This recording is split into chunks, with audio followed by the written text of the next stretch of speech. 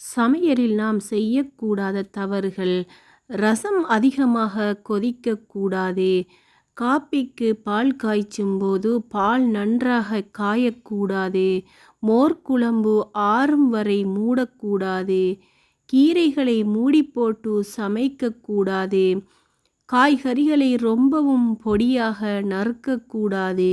சூடாக இருக்கும்போது எலுமிச்சம்பழம் பிழியக்கூடாது.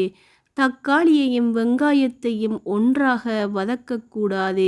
ஃப்ரிட்ஜில் வாழைப்பழமும் உருளைக்கிழங்கும் வைக்கக்கூடாது. பெருங்காயம் தாளிக்கும் போது எண்ணெய் நன்றாக காயக்கூடாது. தேங்காய்ப்பால் சேர்த்தவுடன் குழம்பு அதிகமாக கொதிக்கக்கூடாது. குலாப் ஜாமுன் பொரித்தெடுத்து நெய்யோ எண்ணெயோ நன்றாக காயக்கூடாது. காய்கறிகளை நறுக்குவதற்கு முன்னர் தண்ணீரில் நன்கு கழுவிய பிறகு நறுக்கவும். நறுக்குவதற்கு முன் ஊற வைப்பதோ காய்களை நறுக்கிய பிறகு தண்ணீரில் கழுவுவதோ கூடாது. காய்கறிகளிலும் பழங்களிலும் தோலை ஒட்டித்தான் தாது உப்புக்களும் உயிர்ச்சத்துக்களும் நிறைந்திருக்கின்றன. எனவே முடிந்தவரை தோலுடன் சமைக்க வேண்டும். கீரை வாங்கும்போது மஞ்சள் நிறமுள்ள இலைகள் அதிகம் இருந்தால் வாங்குவதை தவிர்க்கவும்.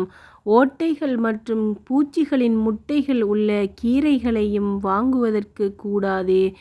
ஏனெனில் அங்கு பூச்சி வகைகள் அதிகளவு நச்சு பதார்த்தங்களை சுரந்திருக்கும்.